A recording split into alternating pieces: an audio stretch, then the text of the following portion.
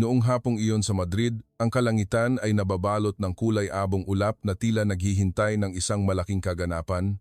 Sa harap ng Plaza de Oriente, siksikan ng mga tao, daan-daang mga lente ng kamera ang nakatutok sa malaking pinto ng Palasyo ng Hari. Ang mga batikang mamamahayag mula sa bawat ahensya ng balita sa Europa ay naroroon mula sa BBC, Euronews hanggang sa pambansang telebisyon ng Espanya. Lahat ay nagbubulungan sa isa't isa. Tiyak na may kinalaman ito sa kalusugan ng hari. Hindi kailanman nagdaraos ng press conference ang palasyo sa ganitong oras. May masama kayang mangyayari. Ang kapaligiran ay siksik, walang nangahas na magsalita ng malakas, nagtitinginan lamang sila na may pag-aalala. Saktong tumawid ang kamay ng orasan sa 30 minuto, dahan-dahang bumukas ang mabigat na pinto ng palasyo. Malakas ngunit marahan ang bawat yapak na umalingaw-ngaw. Lumabas ang hari ng Espanya, dumiretso sa plataporma ng pananalita. Ang kanyang mga mata ay malalim at madilim, na tila nagdadala ng isang dakilang kuwento. Sa loob lamang ng ilang segundo, ang buong plaza ay nalunod sa isang hindi maipaliwanag na katahimikan, maging ang huni ng mga ibon ay tila naglaho. Lahat ay naghihintay sa pagsasalita ng hari. Inayos niya ang mikropono, huminga ng malalim at nagsalita. Ipinatawag ko ang pulong na ito ngayon hindi dahil sa anumang panganib o trahedya sa ating bansa, kundi para magbahagi ng isang aral. Isang aral na ako mismo, na tayo mismo, ay matagal nang kinalimutan.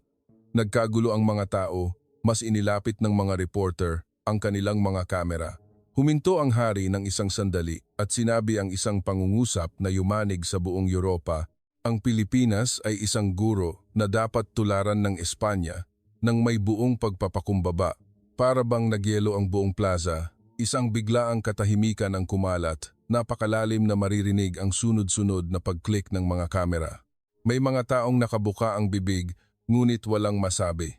May isang reporter na lumingon, iniisip na nagkamali siya ng dinig. Ilang batikang mamamahayag ang nagulat at nabitawan ang kanilang mga notebook sa batong sahig. Pilipinas? Ang bansang madalas lamang banggitin ng mga Europeo sa mga tasa ng kape, mga lumang kuwento ng digmaan, ilang murang beach resort. Ngunit ngayon, ang hari ng Espanya, ang simbolo ng isa sa pinakamatatandang monarkiya sa Europa, ay nakatayo sa gitna ng malaking plaza sa harap ng daan-daang internasyonal na channel sa telebisyon at sinabing, "Masyado na tayong naging mayabang, walang nakakaalam kung ano ang nangyayari." Isang reporter mula sa Reuters ang agad na nagaon ng mikropono at nagtanong, "Kamahalan, tinutukoy po ba ninyo ang insidente ng emergency landing sa Pilipinas?" Bahagyang tumango lamang ang hari, malalim ang iniisip, "Tama, kung hindi dahil sa 3 araw sa Maynila, kung hindi dahil sa mga dedikado at mahuhusay na Pilipino, isa sa pinakamatalik kong kaibigan ay marahil wala na sa tabi ko ngayon." Huminto sa paghinga ang mga tao. Nagpatuloy ang hari, bahagyang nanginginig ang boses. Bihira sa isang taong may karanasan tulad niya. Ang nasaksihan ko sa Pilipinas ay higit pa sa anumang imahinasyon ng isang hari sa loob ng ilang dekada. Sa buong buhay ko, hindi pa ako nakakita ng ganoong kahanga-hangang pagsasama ng edukasyon, disiplina, teknolohiya at pagkakawang gawa. Sa sandaling iyon, sumabog ang media sa Europa. Ang mga salitang tumatakbo sa screen, pinupuri ng hari ng Espanya ang Pilipinas. "Hari, ang Pilipinas ay bagong modelo ng mundo. Ano ang nangyari sa Maynila?" Hindi kailanman nabanggit ang pangalan ng Pilipinas nang may ganoong kadalas at pagkamangha sa puso ng Europa. At sa sandaling iyon, ako, na nakatayo sa tabi ng hari sa loob ng mahigit 25 taon, ay nagpasya na sabihin ang buong katotohanan nang walang labis, walang kulang. Huminga ako ng malalim at lumakad sa harap ng sarili kong mikropono. Ako si Carlos Martinez, Commander ng Royal Guard ng Espanya, at ako ang saksi sa lahat ng nangyari sa loob ng 3 araw sa Maynila. Tumingin ako ng diretsyo sa mga reporter na hindi humihinga. Nagtataka kayo kung bakit ang isang monarkiya sa Europa ay yumuko sa pasasalamat sa Pilipinas, bakit ang isang bansang may 47 milyong populasyon ay nagpahayag na kailangang matuto mula sa isang bansa sa Timog Silangang Asya. Hinigpitan ko ang aking kamao. Inaalala ang makasaysayang sandali. Nagsimula ang lahat sa isang emergency landing. Ang pangalan ko ay Carlos Martinez. Sa nakalipas na 25 taon, mayroon akong isang misyon lamang. Protektahan ang hari ng Espanya, isa sa pinakamakapangyarihan at marangal na tao sa Europa. Para sa marami, ang makita ang maharlikang pamilya ay isang beses sa isang buhay na pagkakataon. Para sa akin, ito ay pang-araw-araw na trabaho na tumagal ng maraming taon. Noong ako ay nasa aking 20s pa lamang, ako ay na-recruit sa espesyal na guard unit.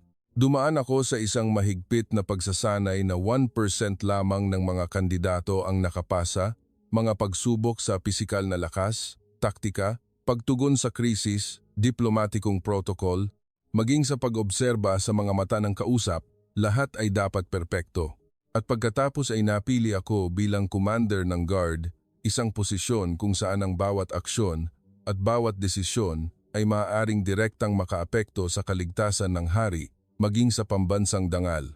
Nakatayo ako sa tabi niya sa mga summit sa Europa, mga maigting na kumperensya sa gitnang silangan, mga pagtanggap sa mga pinuno ng estado ng Latin America, hanggang sa mga kaganapan sa Washington, Berlin o Roma. Akala ko nakita ko na ang lahat ng uri ng marangyang seremonya, lahat ng antas ng karangyaan, lahat ng sopistikadong sistema ng seguridad. Akala ko naiintindihan ko na ang mundo, o kahit papaano ay inakala ko noon. Dapat kong aminin na ang pamumuhay sa palasyo, pakikisalamuha sa mga pinuno, paglalakbay sa mga pambansang jet, pagtanggap ng mga honor guard mula sa maraming bansa, ay madaling magtanim ng isang tahimik na pagmamataas sa puso. Isang uri ng lihim na kumpiyansa na ang Europa ang sentro ng sibilisasyon, ang ibang mga bansa ay sinusubukan lamang na makahabol. Ang pinakamataas na pamantayan ay narito lahat. Ito ang pag-iisip na karamihan sa mga opisyal sa Europa, kasama ako, ay walang kamalay-malay na naniniwala. At sa sistemang iyon, ang Pilipinas ay ganap na wala sa aming radar.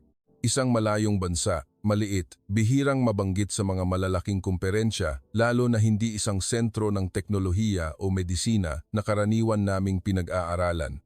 Naaalala ko pa, bago ang aming opisyal na pagbisita sa Australia, habang pinag-uusapan ng delegasyon ang plano sa meeting room ng jet, isang royal advisor ang nagbiro. Sana walang problema na maging dahilan para mapilitan tayong lumapag sa isang bansa tulad ng Pilipinas. Bahagyang tumawa ang lahat habang ako ay tumango lamang, ganap na sumasang-ayon sa katahimikan. Noong panahong iyon, wala akong alam na higit pa sa kanila.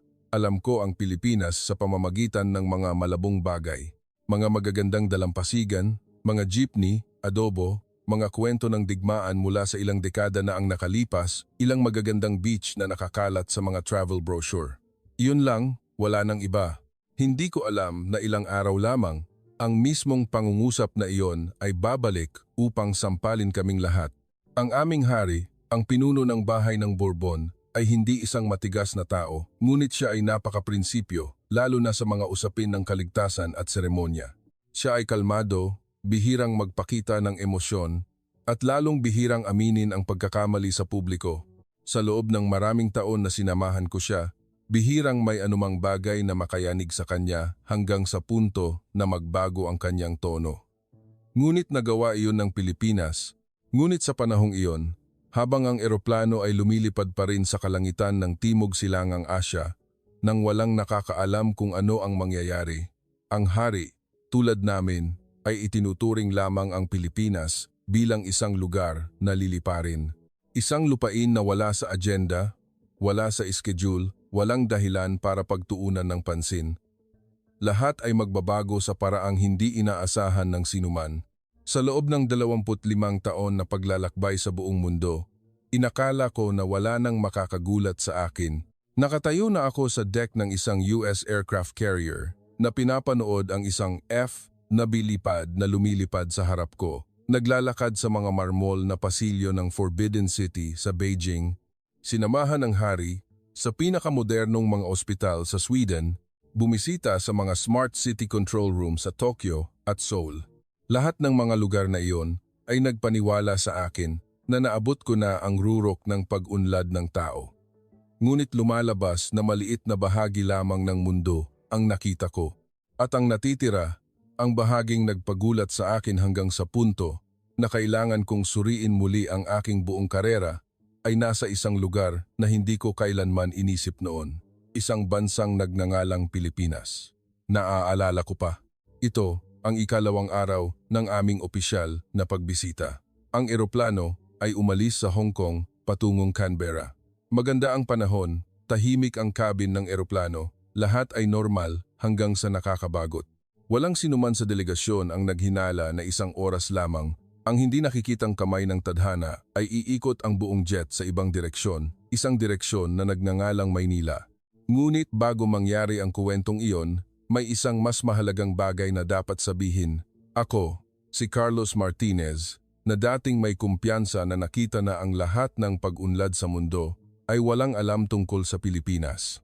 Kaya naman, ang paparating na pagkabigla ay lalo akong naguluhan. Ang paglipad mula Hong Kong patungong Canberra ay napakatahimik. Sa asul na kalangitan, ang jet ay dumausdos na parang seda. Sa VIP cabin, binabasa ng hari ang kanyang talumpati para sa state banquet sa Australia. Ang reyna naman ay nakikipag-usap sa kanyang pribadong doktor tungkol sa paparating na schedule. At kami, ang mga guwardiya, tagapayo, katulong, ay umiinom ng kape, nagpapalitan ng ilang maliliit na kwento. Walang nakakaalam na sa loob lamang ng ilang oras, lahat ng aming mayabang na pag-iisip tungkol sa mundo ay babaliktarin. Habang ang eroplano ay maayos pa ring lumilipad, isang royal advisor, si Guy Diego, ay humigop ng kanyang kape at tumawa. Sanay maging maayos ang biyaheng ito, kung magkakaroon tayo ng problema, baka mapunta pa tayo sa Pilipinas. Nagtawanan ng grupo. Dagdag pa ng isa. Oo, kung kailangan nating lumapag saan man, pipiliin ko ang Singapore o Hong Kong, pero sa Pilipinas, hindi ko alam kung mayroon silang paliparan na nakakatugon sa pamantayan. Sumingit pa ang isa. Narinig ko na ang Pilipinas ay mayroon lamang mga dalampasigan, jeepney at magulong mga kalsada. Naghalo ang tawanan, magaan at walang pag-iingat, ngunit may dalang malalim na pagkiling na halos lahat ng Europeo ay hindi sinasadyang dala. Ako, si Carlos, ay hindi tumawa ng malakas, ngunit sa puso ko ay ganap na sumasang-ayon. Naisip ko, Pilipinas, ano ang mayroon sa bansang iyon?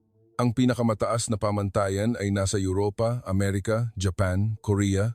Ang Pilipinas ay isang umuunlad na bansa lamang, mahaba pa ang lalakbayin. Iyon ang pinaniniwalaan ko noon.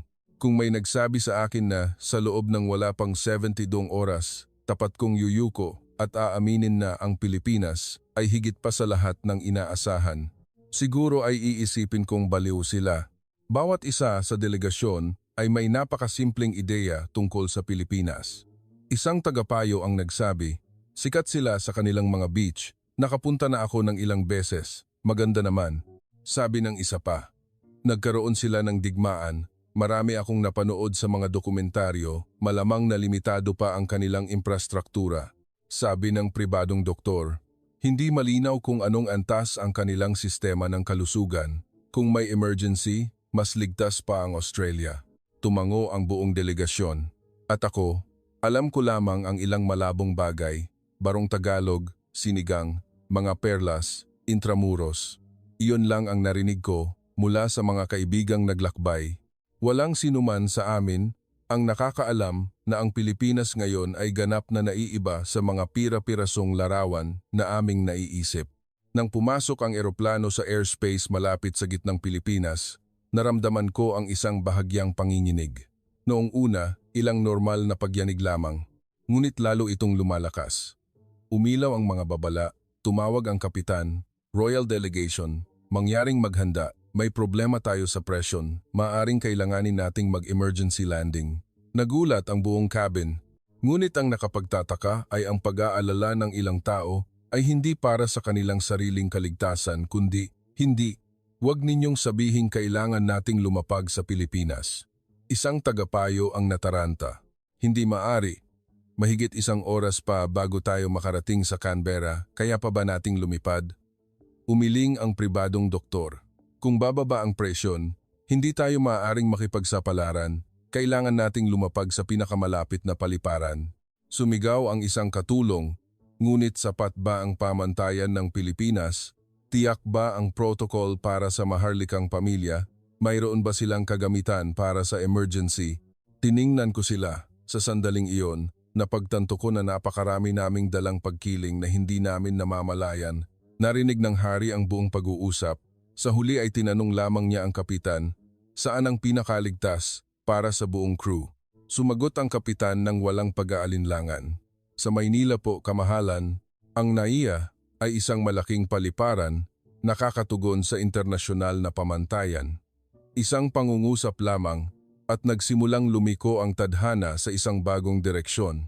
Ako, na dumaan na sa mga mararangyang paliparan tulad ng Changi, Incheon, Haneda, ay talagang hindi sigurado kung ano ang naghihintay sa amin sa Pilipinas. Sa aking isipan, lumitaw ang isang serye ng mga imahe, isang masikip at hindi organisadong paliparan, mga tauhan na bahagya lamang magsalita ng Ingles, mga kulang na kagamitan sa pagsagip, isang magulong proseso kapag tinatanggap ang maharlikang delegasyon. Habang iniisip ko ito, lalo akong nababahala. Ngunit lalong yumayanig ang eroplano, sunod-sunod ang mga alarma, wala ng oras para pumili, wala ng oras para maging mayabang o magtalo. Kailangan naming lumapag. At sa sandaling iyon, hindi ko alam na lahat ng aking iniisip tungkol sa Pilipinas ay mali, ganap na mali. Mali hanggang sa punto na sa ilang sandali lamang, ako mismo ay mamumula sa hiya dahil sa aking kakulangan ng kaalaman. Ang pambansang jet ay maayos pa ring lumilipad sa asul na kalangitan. Sa ibaba, ang baybayin ng gitnang Pilipinas ay umaabot na parang malambot na seda. Walang sino man sa amin ang nakakaalam na, sa ilang minuto lamang, ang tadhana ng buong delegasyon ay liliko sa isang ganap na naiibang direksyon. Mula sa sabungan, umalingaw-ngaw ang boses ng kapitan sa pamamagitan ng internal speaker system sa Royal Delegation. Nakakaranas tayo ng problema sa sistema ng presyon, mangyaring ikabit ang inyong mga seatbelt. Kalmado ang boses ngunit may kakaiba. Agad akong lumingon. Nagtagpo ang mga mata ng iba pang mga guwardiya. Sanay na kami sa pinakamaliit na senyales ng panganib. Pagkatapos ay nangyari ang hindi inaasahan, malakas na yumanig ang eroplano, tumagilid at natapon ang tasa ng kape sa mesa ng isang tagapayo, kumalat sa karpet. Ilang magagaan na bagay ang nahulog mula sa mga istante. Sa isang iglap, naging tenso ang kapaligiran. Diretsong tumawag ang kapitan sa aking pribadong channel. G. Martinez. Mabilis na bumababa ang presyon ng cabin. Seryoso ang sitwasyon. Kailangan nating bumaba ng altitude agad. Agad akong tumayo. Nag-angat ng ulo ang hari. Maingat ang kanyang mga mata. Hindi dahil sa takot kundi dahil sa pag-iisip ng isang napakalaking bagay. Sa loob ng wala pang isang minuto, ang buong pangkat ng mga tagapayo, pribadong doktor, guwardya at flight crew ay ipinatawag sa gitnang bahagi ng cabin. Bahagya pa ring yumayanig ang eroplano, kumikislap ang pulang alarma sa control panel. Lahat ay nakakaalam na hindi na ito isang maliit na teknikal na pagsasaayos kundi isang sitwasyon na nangangailangan ng desisyon sa buhay at kamatayan. Unang nagsalita ang pribadong doktor ng hari, ang pagbaba ng presyon ay maaaring maging mapanganib para sa mga matatanda o may sakit sa puso, hindi na tayo maaaring lumipad pa. Agad na tumutol ang isang tagapayo. Ngunit lalapag sa Pilipinas, mahigit isang oras pa bago tayo makarating sa Canberra. Naghahanda na ang Australia na tanggapin ang hari. Kumpleto ang kanilang mga pasilidad. Maaari pa ba nating subukan? Malakas na umiling ang kapitan. Hindi maaari. Ginoo, sa kasalukuyang sistema ng presyon, ang pagpilit na lumipad ay maaaring maging sanhi ng pagkawala ng katatagan ng cabin. Nauutal na sinabi ng isang katulong, paano kung bumalik tayo sa Hong Kong? Agad na sumagot ang kapitan. 2 oras na paglipad, hindi posible. Diretsyang nagtanong ako. Kung gayon, saan ang pinakamalapit na landing point na may kakayahang humawak ng isang malaking jet at isang emergency na sitwasyon? Tiningnan ako ng kapitan sa pamamagitan ng display screen. NAIA, Maynila, 40 minuto. Natahimik ang buong cabin. Isang tagapayo ang kumunot noo. Pilipinas, sapat ba ang kanilang pamantayan? Mayroon ba silang serbisyo para sa maharlikang pamilya?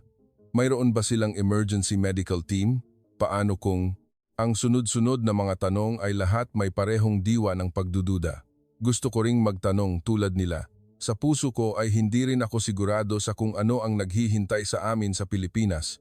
Ngunit muling yumanig ang eroplano na nagpatahimik sa lahat. Sa ingay ng makina, tumayo ang hari. Tumingin siya ng diretso sa kapitan at marahang nagtanong, saan ang pinakaligtas para sa lahat sa eroplanong ito? Hindi nag-atubiling sumagot ang kapitan. Sa Maynila po, kamahalan, bahagyang tumango ang hari. Isang simpleng tango ngunit binago nito ang buong kapalaran ng paglalakbay. Sinabi niya, kung gayon, pumunta tayo sa Maynila. Ang pangungusap na iyon ay nagpatigil sa lahat ng pagtatalo. Ang pinakamataas na prinsipyo ng maharlikang pamilya ay palaging protektahan ang buhay ng tao anuman ang orihinal na destinasyon. Isinulat ko sa aking logbook, pinakamataas na prioridad. Lumapag sa NAIA, Pilipinas.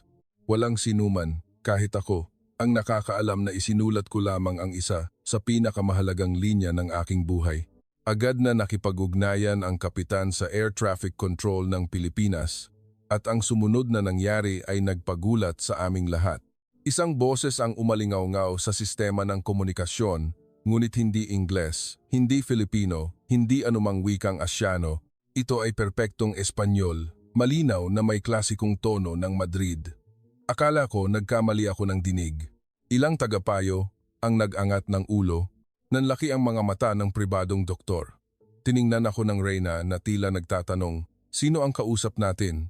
Kalmado at malinaw ang boses ng Pilipinong Air Traffic Controller. Natanggap namin ang emergency signal mula sa Spanish Royal Jet. Inililinis na ang runway. Nasa posisyon na ang fire and rescue team at medical team. Mangyaring manatiling nakikipag-ugnayan. Walang makapagsalita sa kabin. Tiningnan ko ang hari. Tiningnan din niya ako. Walang salita. Alam kong pumasok kami sa isang lupain na ibang-iba sa aming iniisip. Nagsimulang bumaba ng altitude ang eroplano. Bawat bahagyang pagyanig ay nagpapabilis ng tibok ng aking puso.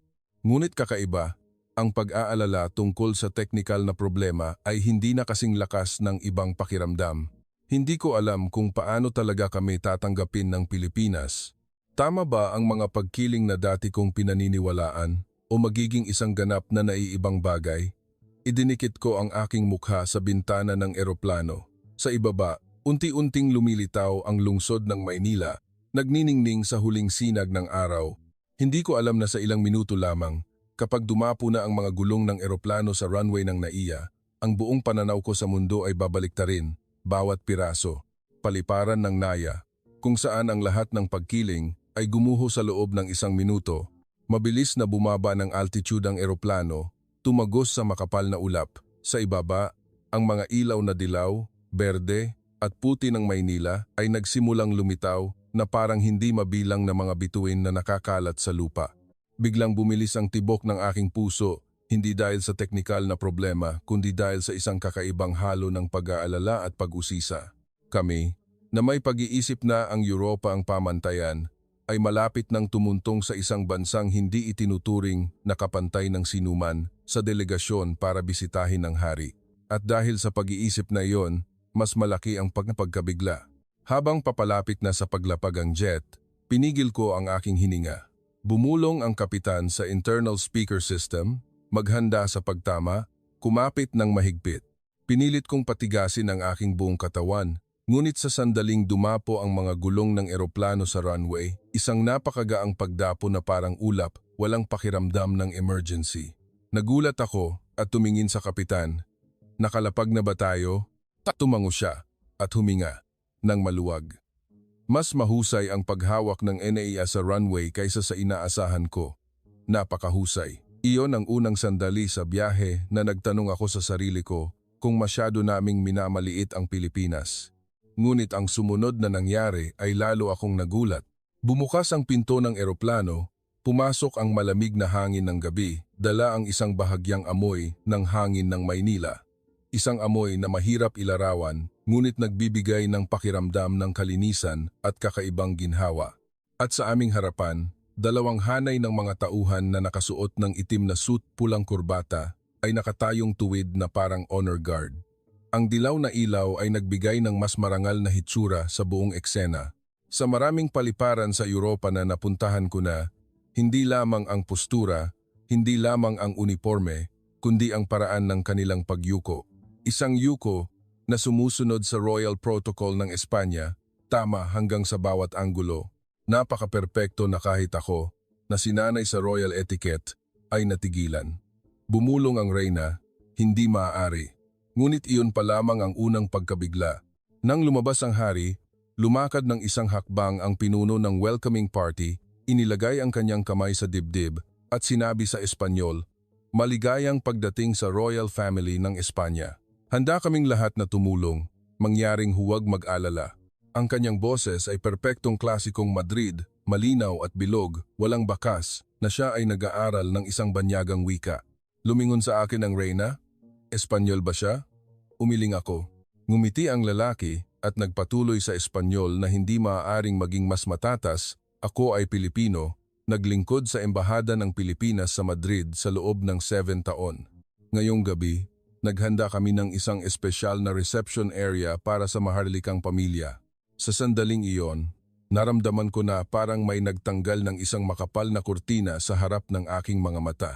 Sa puso ko, may kaunting hiya. Lumalabas na kami ang mga makaluma sa aming pananaw, hindi ang Pilipinas. Sa paanan ng hagdanan ng eroplano, isang marangyang wheelchair na may tatak ng royal emblem ng Espanya ang naghihintay para sa isang matandang tagapayo. Nagtaka ako. Paano nila nalaman na ihanda ito?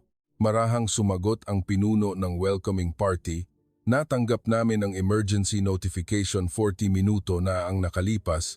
Palaging inuuna ng Pilipinas ang kaligtasan at karangalan ng mga internasyonal na panauhin, 40 minuto. 40 minuto lamang para ihanda ang lahat ng napakadetalyado. Mula sa pagkabigla ay naging malalim na pagkamangha. Bawat miyembro ng maharlikang pamilya ay binigyan ng isang maliit na kahon ng regalo. Sa loob ay isang bahagi ng mainit na bulalo na nakalagay sa isang marangyang insulated box. Ang leche flan ay nakabalot na parang diplomatikong regalo, isang maliit na bote ng sabaw na niluto ayon sa tradisyonal na resipe. Nagulat ang reyna hanggang sa napatawa. Kakalapag lang natin paano nila naihanda ang isang espesyalidad na pagkain ng napakabilis. Umiling ako, hindi ko alam, ngunit malinaw na ang Pilipinas ay hindi ordinaryo tulad ng dati nating iniisip. Pagpasok sa pasilyo, bigla akong natigilan. Sa dingding ay mga dekalidad na kopya ng mga gawa ni Picasso, Velázquez, Goya, ang mga maestro na bumuo ng sining ng Espanya. Bulong ng isang tagapayo, inilagay ba nila iyan para sa atin? Sumagot ako. Sa tingin ko oo. Sa sandaling iyon, naramdaman kong kumirot ang aking ilong. Isang bansang minamaliit namin, ngunit binigyan nila kami ng paggalang na higit pa sa lahat ng pamantayan. Dinala kami sa isang pribadong silid. Mga tauhan na nagsasalita ng Espanyol. Bawat kilos ay tumpak. Walang labis na hakbang. Wala pang 2 minuto para sa bawat pasaporte. Dumaan na ako sa pinakamalalaking paliparan sa Europa. Ngunit nanunumpa ako na wala pang lugar na nag-iwan ng ganoong impresyon sa akin. Isang batang Pilipinong doktor ang nagsabi sa Espanyol. Pagkatapos ng insidente sa presyon, gusto naming suriin kung mayroon sa delegasyon na hindi maganda ang pakiramdam. Ito ang safety protocol ng Pilipinas. Sinabi niya iyon sa isang malumanay ngunit napaka-propesyonal na tono. Tiningnan ko ang hari. Bahagya siyang tumango na may pasasalamat. Doon ko naintindihan. Ang Pilipinas ay hindi lamang naghanda, ginawa nila ito ng buong puso. Noong gabing iyon sa Naya, sa loob lamang ng wala pang 10 minuto, ang lahat ng aming mga pagkiling ay ganap na gumuho. At sa puso ko, si Carlos Martinez, isang kakaibang pakiramdam ang nagsimulang sumibol kung ang pasukan pa lamang sa Pilipinas ay nagpagulat na sa akin ng ganito. Hindi ko alam kung gaano pa kalaki ang naghihintay sa akin sa hinaharap. Hindi ko alam na ang mga bagay sa hinaharap ay lalo akong magugulat hanggang sa hindi ako makatulog buong gabi. Nang sumara ang pinto ng VIP area sa likuran namin, isang hanay ng mga mararangyang sasakyan ang naghihintay na sa labas, maayos na nakapila sa ilalim ng mainit na dilaw na ilaw. Ang mga sasakyan ay makintab, mahaba ang katawan, nagniningning ang mga logo na may antas ng pag-aalaga na kahit ang palasyo ng Madrid ay hindi palaging napapanatili. Ang bawat driver ay nakasuot ng itim na suit, puting guwantes, nakatayong tuwid na parang mga tunay na gwardiya. Bumulong ang Reyna. Nasa Maynila ba talaga tayo? Hindi ako nakasagot dahil ako mismo ay hindi makapaniwala sa kung ano ang nasa harap ng aking mga mata. Nang buksan ko ang pinto ng unang sasakyan, agad akong natigilan. Sa malinis at maayos na upuan ay ang pinakabagong issue ng El Pais, ang umagang issue ng ABC, at ang mainit pa na Marca Sports Magazine, lahat ay nasa tamang araw at oras. Hindi kopya, hindi lumang issue. Nagulat ako hanggang sa punto na kailangan kong hawakan ang pahayagan upang matiyak na hindi ito isang ilusyon. Ang pinuno ng welcoming party ay nagsalita sa isang mapagkumbaba ngunit may tiwalang boses. Natanggap namin ang balita ng emergency landing. Ang kinatawan ng Espanya ay nagpadala ng isang listahan ng mga pangunahing pangangailangan. Sinubukan naming ihanda ang pinakamahusay na posible. Sa loob lamang ng 40 minuto, bulalas ko. Ngumiti siya. Sapat na ang 40 minuto, Ginoo. Ang mga salita ay magaan, ngunit ang suntok sa aming mga pagkiling ay napakalakas. Umalis ang convoy sa Naya, dumiretso sa isang tahimik na expressway sa gabi, at ang pagbabagong iyon ng tanawin ay nagbukas ng isang ibang mundo. Tumingin ako sa labas ng bintana. Isang perpektong 6 na lane na kalsada ang umaabot. Walang lubak, walang magulong busina, walang magulong eksena tulad ng aking inaasahan. Ang mga ilaw sa magkabilang gilid ay malambot na dilaw, pantay-pantay na nakaposisyon, walang biglaang madilim na bahagi. Bulalas ng Reyna. Mas maganda ang kalsadang ito kaysa sa ilang mga expressway sa Madrid. Isang tagapayo na dati mayabang ay tahimik na nakaupo, tulala ang mukha. Alam ko kung ano ang iniisip niya dahil ganoon din ang iniisip ko. Habang papalalim ang sasakyan, unti-unting lumitaw ang mga matataas na gusali. Noong una, ilang gusali lamang, pagkatapos ay ilang dosena at pagkatapos ay walang katapusan. Ang bawat gusali ay mas mataas kaysa sa nauna. Ang isang hanay ay sumusunod sa isa pa. Ang mga ilaw mula sa libu-libong mga apartment ay bumuo ng nagniningning na mga pader. Naisip ko, paano nagkaroon ng mga bagay na ito sa Pilipinas? Nakapunta na ako sa Madrid, Barcelona, Seville, kahit na nakabisita na sa New York, Tokyo. Ngunit noong gabing iyon, sa expressway ng Maynila, naramdaman ko na parang nasa harap ako ng isang ibang bersyon ng modernong mundo, mas bata, mas malakas, mas sariwa. Isang tagapayo ang bumulong. Sa Espanya, ang sentro lamang ng Madrid ang may ganitong densidad ng matataas na gusali. Sumagot ako sa aking isipan.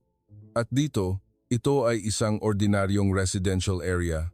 Habang papalapit ang sasakyan sa Ilog Pasig, hindi ko sinasadyang idikit ang aking mukha sa bintana. Isang tulay ang lumitaw. Ang mga ilaw na asul, pula, at lila ay naghahalo, magaan na parang hininga ng lungsod. Pagkatapos ay ang pangalawang tulay. Pagkatapos ay ang pangatlo. Lahat ay may malambot na kurba na parang mga brushstroke sa isang higanteng canvas. Tinakpan ng Reyna ang kanyang bibig. Diyos ko, tingnan mo. Ako rin ay natigilan. Ang bilang lamang ng mga tulay na tumatawid sa ilog ay higit pa sa aming imahinasyon. Ang mga ilaw mula sa mga tulay ay humalo sa mga ilaw ng lungsod na lumilikha ng isang napakagandang tanawin. Sabi ng isang tagapayo na tila hindi makapaniwala, nasa Pilipinas ba ang mga bagay na ito? Habang papalapit ang sasakyan sa sentro, lumitaw ang mga kalsadang may maraming layer ng neon lights, hindi lamang maganda kundi malinis din.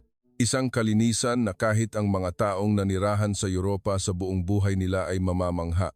Ang mas nagpagulat sa akin ay ang kaligtasan ng lungsod. Kahit na lampas na ng 9 ng gabi, ang mga babae ay naglalakad pa ring mag-isa, komportable at walang takot.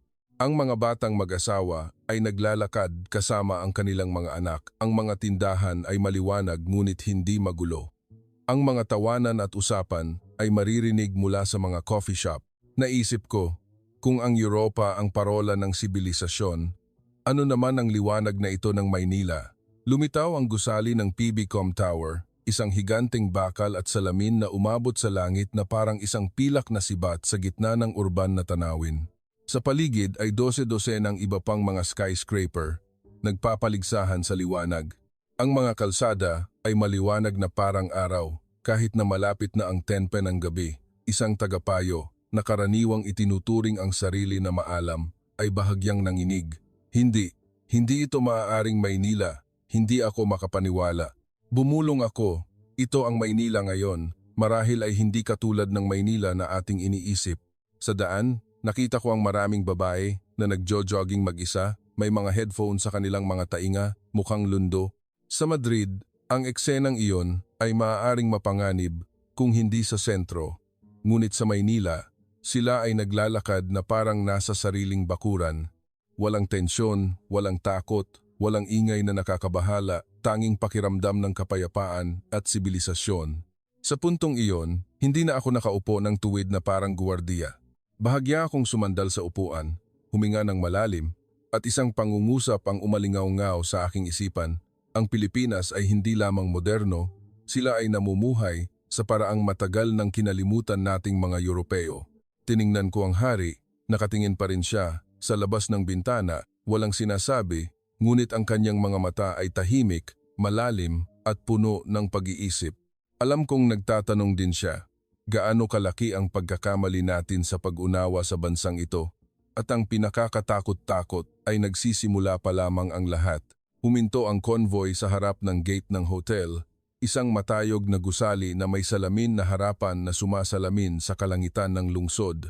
Ang dilaw na ilaw mula sa malaking lobby ay sumisinag palabas na lumilikha ng isang mainit ngunit marangyang pakiramdam na nagpabagal sa aming paglalakad.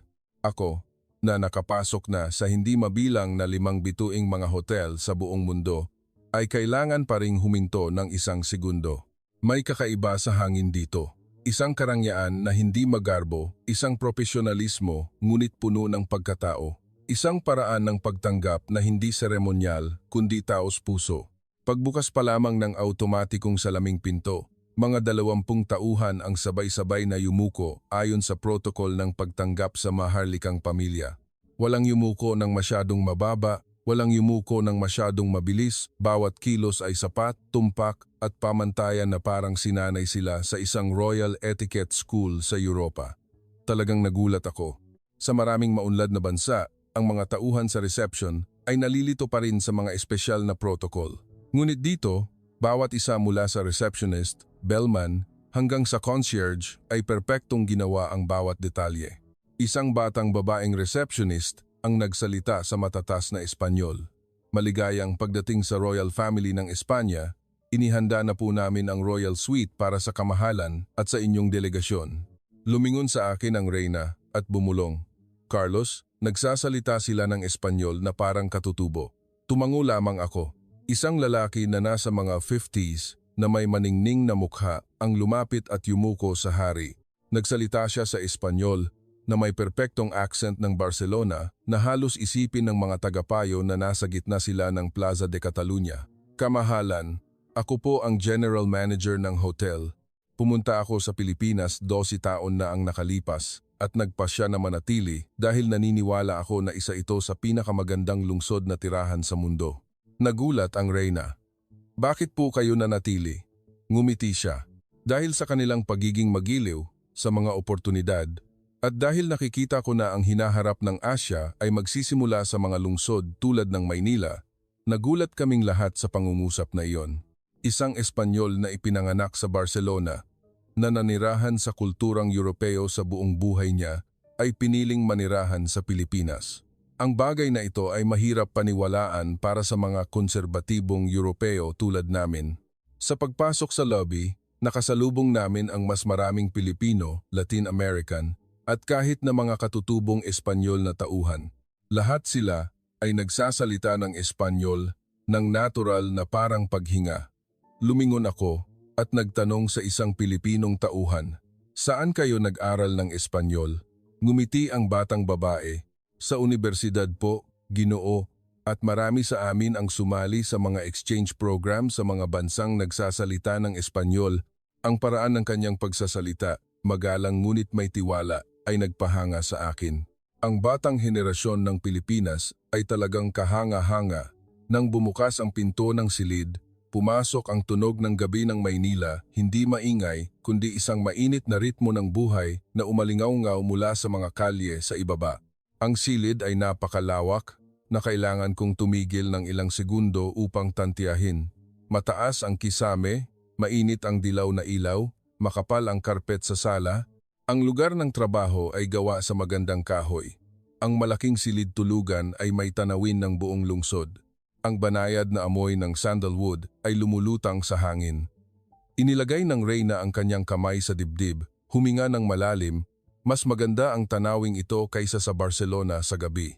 At totoo nga, sa pamamagitan ng malawak na bintanang salamin, lumitaw ang Maynila na parang isang painting, ang mga ilaw mula sa libu-libong mga bubong, ang mga mahahabang kalsada na parang nagniningning na mga seda.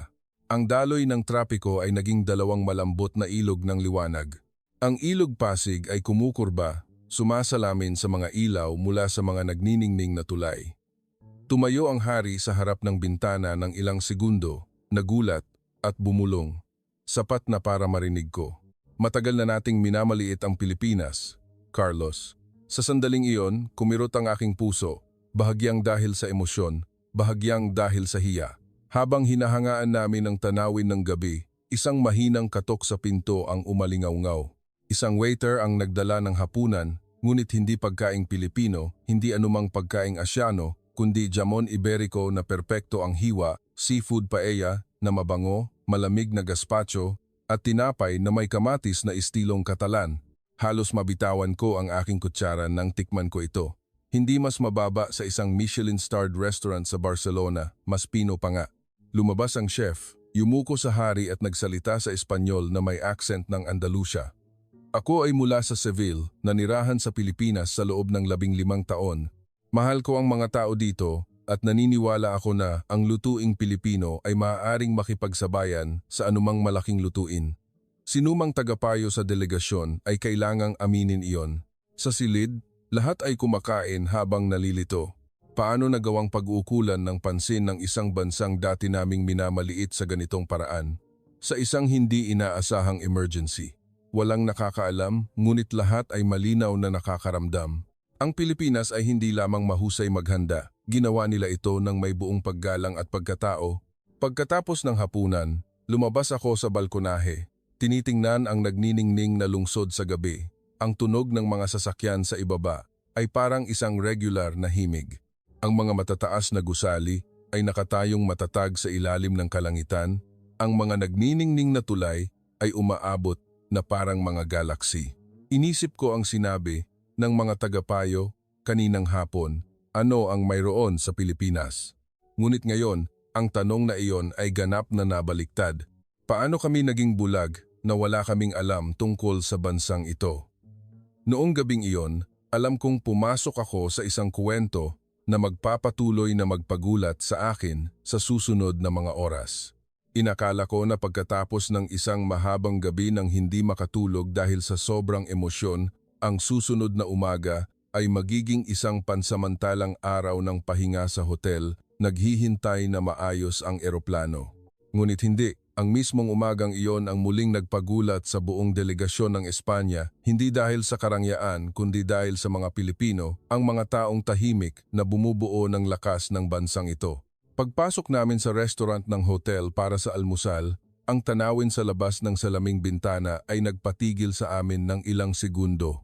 Ang mga kalsada ay abala na, ang mga tao ay papunta sa trabaho, mga mag-aaral, mga bus, tren, motorsiklo ay sunod-sunod. Isang tagapayo ang bumulong, 7 ng umaga pa lang pero parang 8 o 9 ng umaga na sa Europa. Marahang sumagot ang isang tauhan ng hotel. Maagang nagsisimula ng araw ang mga Pilipino, Ginoo. Maraming kumpanya ang nagsisimula ng trabaho bago mag-8 at ang mga mag-aaral ay kailangang pumasok ng maaga. Pinanood ng Reyna ang eksenang iyon ng matagal. Sabi niya, tila ayaw ng lungsod na ito na mag-aksaya ng anumang minuto. Natahimik ako, may nararamdaman akong pumapasok sa aking puso, isang kakaibang pakiramdam na halo ng paghanga at pagsisisi. 10 umaga, biglang sinabi ng hari, gusto kong makita ang lungsod. Kung napunta na tayo dito ng hindi planado, hayaan ninyong makita ko ng malinaw ang bansang ito. Agad kaming naghanda ng sasakyan at mga guwardiya. Ang unang destinasyon ay ang Ayala Triangle Gardens, isang matayog na urban park sa gitna ng Makati na tinatawag ng maraming tour guide na isang simbolo ng arkitektura ng Asya.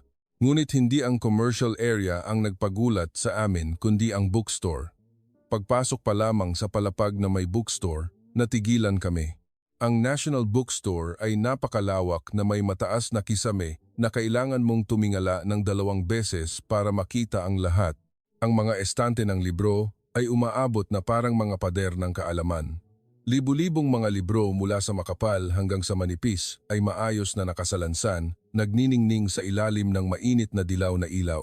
Ngunit ang nagpagulat sa amin ay hindi ang arkitektura, kundi ang dami ng mga taong nagbabasa.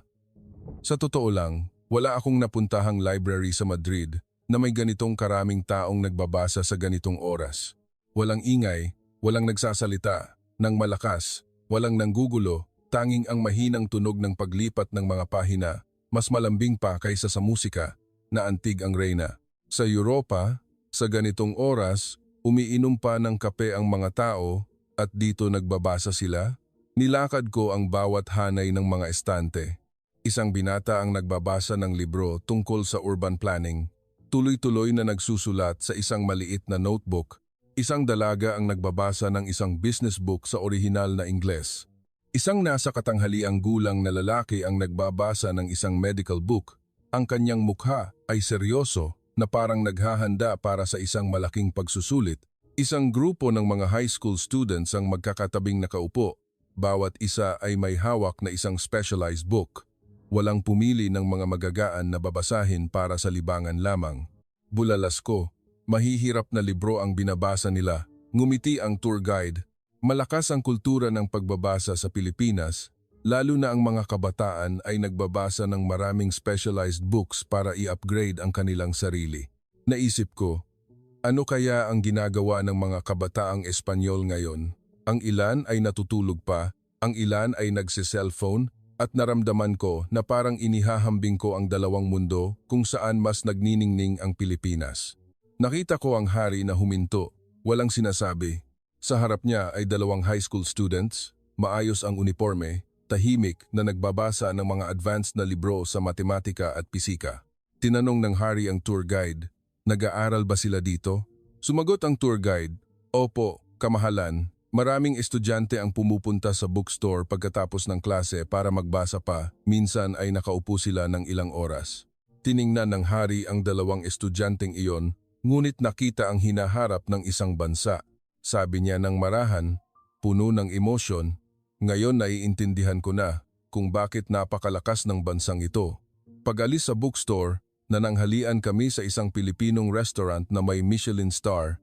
Hindi masyadong magarbo ang restaurant, ngunit bawat putahe ay nagdala ng isang pakiramdam ng pagiging Pino at detalyado na nakakagulat. Ang lumpiang sariwa ay manipis na parang seda, puno ng laman ngunit hindi nakakaumay. Ang sausawan ay perpekto ang timpla, isang proporsyon na kahit ang reyna ay pumuri. Ang mga tradisyonal na pagkain ay na-upgrade sa isang modernong estilo, ngunit nananatili ang kaluluwang Pilipino. Ang chef, isang batang Pilipino na nag-aral sa Paris, ay yumuko at nagpakilala, ang lutuing Pilipino ay isang sining ng apoy at sariwang sangkap araw-araw. Hindi kami tumitigil sa pag-aaral para dalhin ang pagkaing Pilipino sa mas malayo. Nagpatawa ng bahagya sa hari ang pangungusap na iyon. Lumalabas na hindi lamang ang mga Pilipino ang masipag magbasa, maging ang kanilang pagkain ay may diwa ng pag-aaral. Pag-alis sa restaurant, biglang nakita ng buong delegasyon ang isang maliit na puting kahon na tumatakbo sa mga gulong sa bangketa. Isang tagapayo ang nagtanong, ano iyon? Laruan? Sumagot ang tour guide, hindi po. Iyon po ay isang delivery robot. Nakikilala nito ang mga traffic light, umiiwas sa mga naglalakad at naghahatid ng pagkain sa tamang lugar sa tamang oras. Napatayo ang buong delegasyon at nakatingin hanggang sa makalimutan nilang sumakay sa sasakyan. Ako, na nakakita na ng mga robot sa Japan, Korea at Amerika, ay kailangang aminin ang isang bagay. Sa Pilipinas, ang mga robot ay hindi nasa mga laboratorio. Ang mga robot ay naglalakad sa mga kalsada kasama ng mga tao. Iyon ang sandali na naintindihan ko. Ang mga Pilipino ay hindi lamang nag-aaral, ina-apply nila agad ang kaalaman.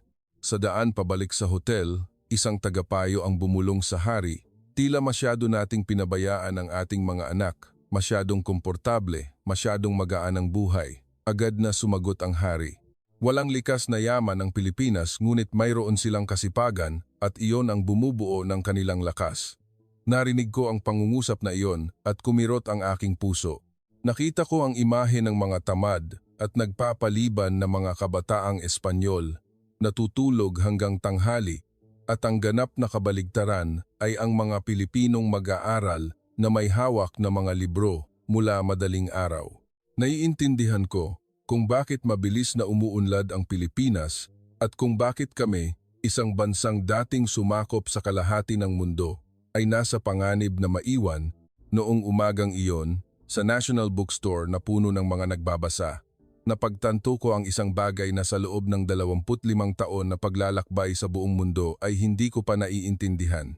Ang lakas ng isang bansa ay hindi nakasalalay sa likas na yaman, kundi sa mga librong binabasa ng mga tao araw-araw. Naramdaman ko na parang pumapasok ako sa isang mas malaking paglalakbay kaysa sa isang emergency landing. Ito ay isang paglalakbay ng pagkilala sa tunay na halaga ng talino ng Pilipino. Pag-alis sa National Bookstore, kung saan nakapaloob ang lakas ng kaalaman ng Pilipinas, inakala ko na medyo makakalma na ako. Ngunit hindi. Ang sumunod na nangyari ay nagpagulat sa amin hanggang sa hindi kami makapagsalita. Kung ang umaga ay tungkol sa lakas ng kultura ng pagbabasa, ang hapon na iyon sa Ayala Techno Hub, hinarap namin ang lakas ng teknolohiya, ang diwa ng pag-aaral sa sarili, at ang determinasyon ng mga batang Pilipino na lumikha ng mga himala. Pagpasok pa lamang ng sasakyan sa Techno Hub, agad kong naramdaman ang isang bagay na kakaiba. Malinis ang hangin, maluwag at malinis ang mga kalsada. Sa magkabilang gilid ay mga punong maayos na pinutulan. Ang mga higanteng salaming gusali ay sumasalamin sa sikat ng araw sa hapon, nagniningning na parang mga bagong gawang metal. Akala ko nasa isang teknolohikal na parke ako sa Japan o South Korea, ngunit hindi. Ito ang Pilipinas. Ang bansang dati naming iniisip na sikat lamang sa kape at bigas. Ang reyna ay tumingin sa labas ng bintana at bumulong, "Hindi ako makapaniwala nasa Maynila ito." Ako rin ay hindi makapaniwala. Sa pagpasok sa sentro ng teknolohikal na parke, nakita ko ang mga bagay na nagpatigil sa akin. Globe, PLDT, mga sentro ng pananaliksik sa AI, mga biological lab, mga software institute, mga logo na nakita ko na sa mga internasyonal na kaganapan sa teknolohiya, mga negosyong binabanggit pa rin ng Europa bilang malakas na kasosyo sa Timog Silangang Asya, ngunit ngayon ay matatag na nakatayo sa gitna ng sentrong ito. Isang tagapayo ang kailangang magtanong muli sa tour guide, lahat ba ng mga pasilidad na ito ay pag-aari ng Pilipinas? Ngumiti ang tour guide ng may pagmamalaki. Opo, ito po ang puso ng teknolohiya ng Pilipinas. Libu-libong mga inhinyero ang nagtatrabaho araw-araw. Libu-libo. Ang bilang na iyon ay nagpagulat sa buong delegasyon. Habang papalapit ang sasakyan sa malaking plaza ng teknolohikal na parke, nakita namin ang isang grupo ng mga estudyante na nakapalibot. Sila ay nagsisigawan, pumapalakpak, tumatawa, at masayang nag-uusap. Akala ko ay isang cultural performance, ngunit hindi. Ang sentro ng bilog ay hindi tao, kundi mga robot. Mga maliliit na robot na kasing laki ng kamay, ngunit may kakayahang gumalaw ng mag-isa, umiwas sa mga hadlang, makilala ang mga mukha, at kahit na yumuko sa amin nang lumapit kami, halos mabitawan ng isang royal advisor ang kanyang telepono. Mga robot na gawa ng mga Pilipinong estudyante? Yumuko ako upang obserbahan ang isang robot na umiikot sa aking mga paa. Ang kanyang mga asul na LED na mata ay kumikislap na parang nag-iisip. Tinanong ko ang estudyanteng namamahala, "Saan kayo nag-aaral para gawin ang mga bagay na ito? Anong unibersidad ang napakagaling?" Ngumiti ang estudyante, bata at natural, walang kayabangan. Karamihan po ay self-study.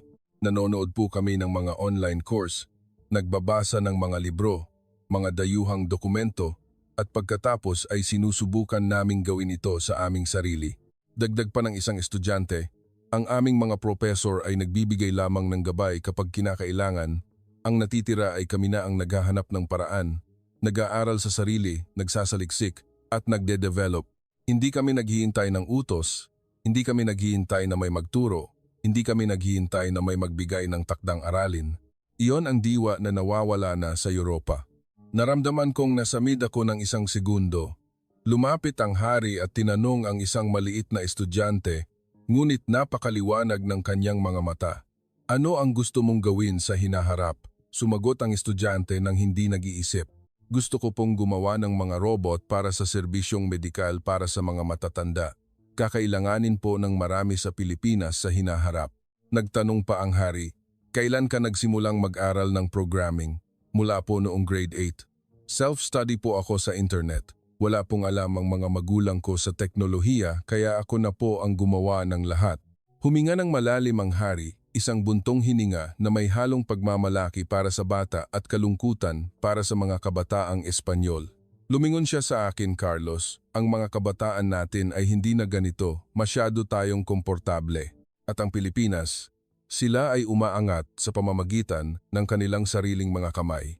Hindi ako sumagot, hindi ako makasagot. Pagkatapos ng robot demonstration, dinala kami ng mga estudyante sa mga laboratorio. Bawat silid ay nagpatigil sa akin. Isang AI research room na may mga server na tuloy-tuloy na tumatakbo. Isang smart city simulation room. Isang telecommunications engineering room ng PLDT kung saan sila ay nagde-develop ng mga kagamitan para sa maraming bansa sa mundo. Isang software programming practical room. Bawat estudyante ay may laptop. Ang kanilang mga kamay ay mabilis na nagtatype na parang mga artistang nagpapatugtog ng piano. Mahinang nagtanong ang Reyna, Carlos, nagkakamali ba ako ng tingin? Akala ko ang mga bagay na ito ay dapat nasa Europa. Huminga ako ng malalim. Kamahalan, ako rin ay hindi makapaniwala na ito ang Pilipinas. Sabi ng isang universidad na estudyante, dito hindi lamang kami nag-aaral ng teorya, gumagawa kami ng mga tunay na proyekto, minsan ay nakakabenta pa kami ng maliliit na produkto sa mga negosyo. Ipinakita sa amin ng isang estudyante ang isang smart control application na ginawa ng kanilang grupo. Tinanong ko, gaano katagal ninyo ginawa ito? 3 linggo po. 3 linggo. Talagang nagulat ako.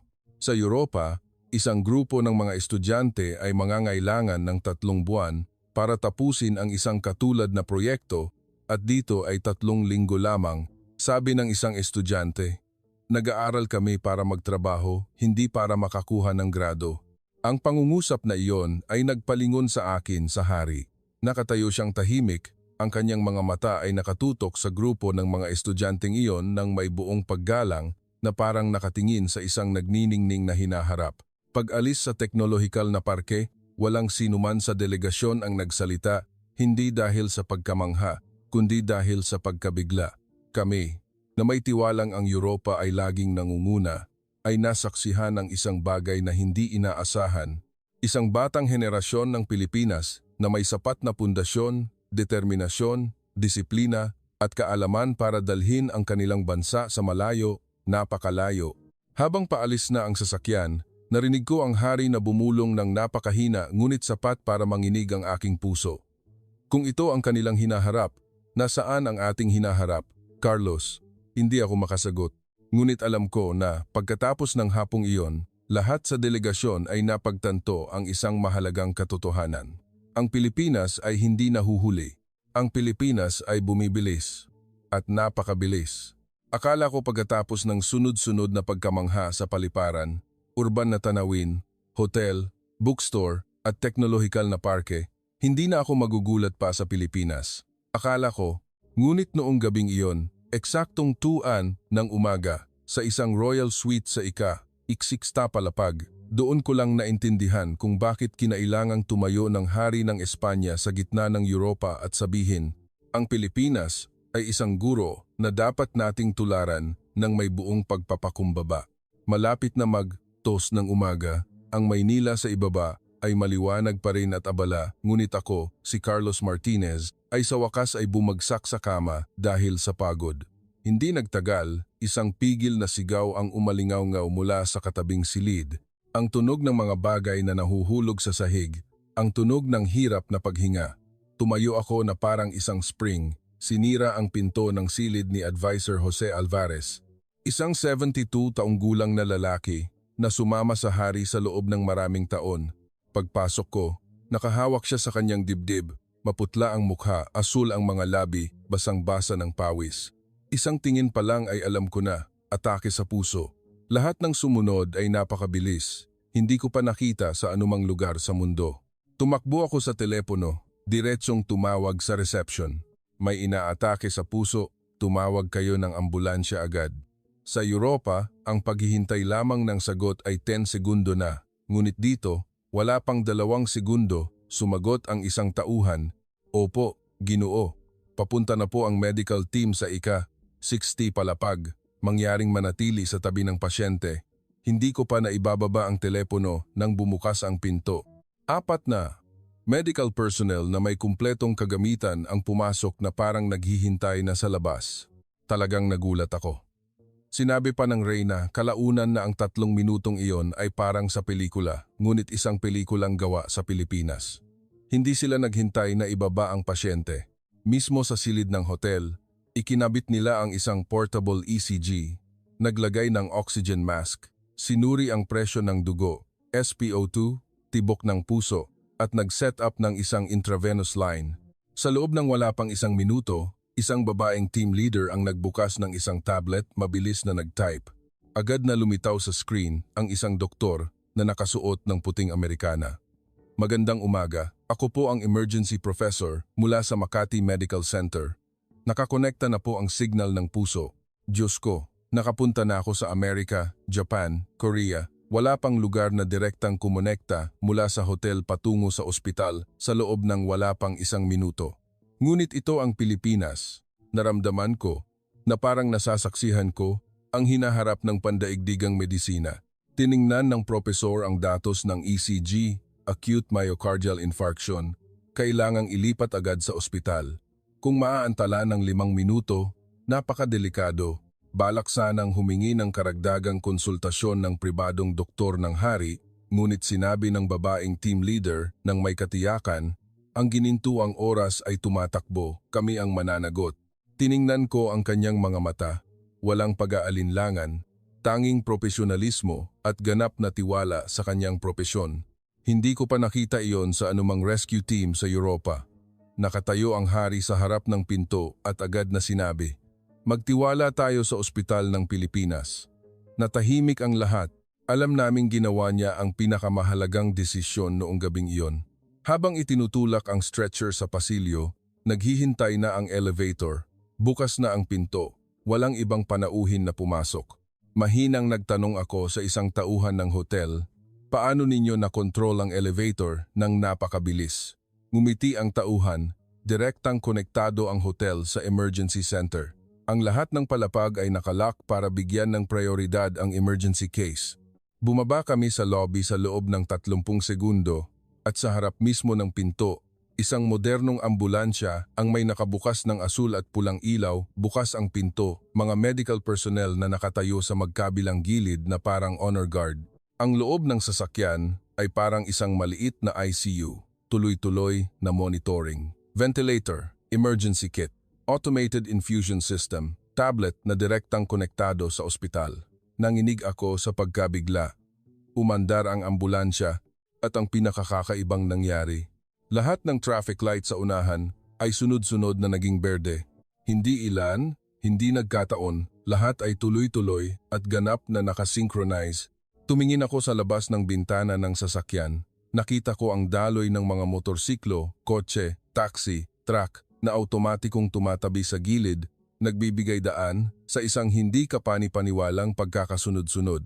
Walang bumusina, walang sumingit, walang nagpakita ng inis. Nagbigay daan lamang ng napaka-natural, napaka-Pilipino. Naluha ako. Sa Madrid, ang pagpapabilis ng isang ambulansya ay imposible. Ngunit sa Pilipinas, nangyari ito na parang sanay na ang lahat. Wala pang 5 minuto, huminto ang ambulansya sa harap ng gate ng ospital. 8 medical personnel ang nakapila. Sa malaking screen sa pasukan, nakalagay na ang pangalan ng pasyente. Handa na ang mga doktor na may kumpletong record at kagamitan. Isang cardiologist na nag-aral sa Johns Hopkins, ang personal na sumalubong. Handa na po kami. Mangyaring ilipat ang pasyente sa interventional room. Hindi ako makapaniwala sa nakikita ko. Kakakonekta pa lang mula sa hotel, wala pang 10 minuto na ang nakalipas at ngayon lahat ay perpektong naihanda na walang maipipintas. Tinanong ko, paano ninyo nakuha ang kanyang medical records? Kalmadong sumagot ang propesor. Nagpadala po kami ng isang agarang kahilingan sa ospital sa Madrid sa pamamagitan ng Spanish Representative Office sa Maynila at sumagot sila sa loob ng 10 minuto. Natigilan ako. Sa Europa, ang pagpapadala lamang ng isang set ng mga record sa ibang bansa ay tumatagal ng ilang oras at sa Pilipinas, sa isang gabi ng katapusan ng linggo, 10 minuto lamang, ang operating room sa harap ko ay parang pagpasok sa isang spaceship sa isang science fiction movie. 6 na malalaking screen ang nakasabit sa dingding, mga robotic arm na may sobrang katumpakan, AI system na nag-aanalisa ng mga imahe sa real time, live feed sa isang monitoring room para sa pamilya. Nakita ko ang mga nurse at doktor na mabilis na kumikilos ngunit napakaritmiko, walang sigawan, walang pagmamadali. Lahat ay parang na-program na. Sabi ng propesor, mag-intervene kami sa pamamagitan ng wrist artery, mabilis na magigising ang pasyente at mabilis na gagaling. Hinawakan ng Reyna ang aking kamay at nanginig, Carlos, ito ay higit pa sa anumang nakita ko sa Europa. Hindi ako sumagot dahil nanginginig din ako. Sinubaybayan namin ang operasyon sa pamamagitan ng screen sa isang pribadong silid. Sa ika-10 minuto, ang unang ugat ay nabuksan. Sa ika-30 minuto, natuklasan ng AI ang pangalawang bara, nagpasya ang doktor na ayusin ito agad. Sa ika-60 minuto, naging matatag ang daloy ng dugo. Sa ika-100 minuto, natapos ang parehong ugat. Sa ika-140 minuto, natapos ang interbensyon. Bumukas ang pinto ng operating room. Akala namin ilalabas ang pasyente na tulog pa, ngunit gising na siya kahit na bahagyang nakangiti. Ayos na ako. Hinigpitan ko ang aking kamao. Sa loob ng 25 taon bilang isang guwardiya, hindi pa ako nakakita ng ganoong himala. Ang gastos sa interbensyon at pangangalaga ay humigit kumulang 150,000. Akala ko nagkamali ako ng dinig. 150,000, katumbas ng humigit kumulang 2,500 euro. Sa Madrid, ang katulad na gastos ay halos 200,000 euro. Lumingon ang Reyna, nanlalaki ang mga mata. Carlos, totoo ba ito? Hindi ako makasagot.